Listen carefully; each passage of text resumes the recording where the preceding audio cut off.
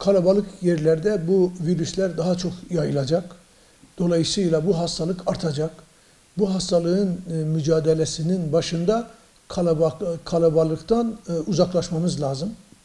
Bu insandan insana geçen ağır bir mikrop. Bununla nasıl mücadele edeceğiz? İşte başkanlığımızın da almış olduğu bir karar neticesinde gerçekten ezanlarımız okunuyor. 5 vakit ezanlarımız camilerde okunacak.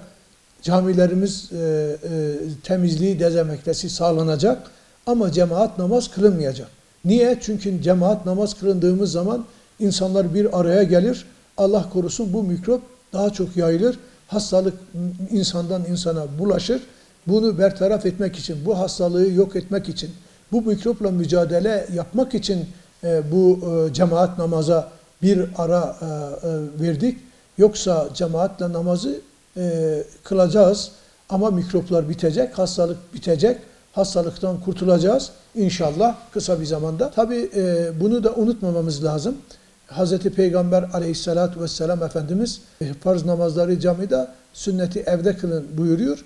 Tabii şimdi farzı da sünneti de evde kılacağız. Bu mikrop gidinceye kadar, ondan sonra bu hastalık yok oluncaya kadar bütün hedef bu hastalığın bir an evvel insanlığın bir an evvel bu hastalıktan kurtulmasıdır. Bunun mücadelesini veriyoruz. Onun için Hz. Peygamber aleyhissalatu vesselam şöyle buyuruyor. Nevviru menazilekum bis salati ve kıraatil Kur'ani. Evlerinizi diyor namaz kılmakla, Kur'an okumakla nurlandırın. İnşallah biz de evlerimizde aile fertlerimizle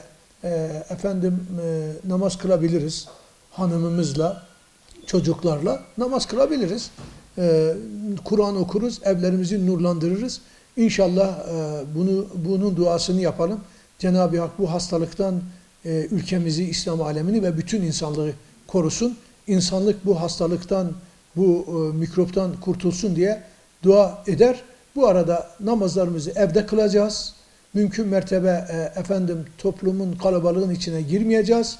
Mikrobun yayılmaması için elimizden gelen tedbiri alacağız. Tedbir bizden, takdir Allah'tan. Biz tedbiri alacağız. Artık takdir neyse o Allah'tandır. Ona da fazla şey yapma gücümüz, imkanımız yoktur. Allahu Teala'nın takdiri neyse odur. Ama tedbirsizlik en büyük felakettir. Biz tedbirimizi alacağız. Takdiri Mevla'ya bırakacağız. İnşallah kısa bir zaman neticesinde bu mikroplar ölecek. İnsanlık huzura kavuşacak. Bütün duamız budur.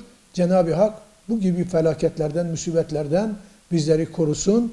Bu gibi mikroplar ile mücadele neticesinde inşallah bizi bu şekilde korusun diye duamız odur.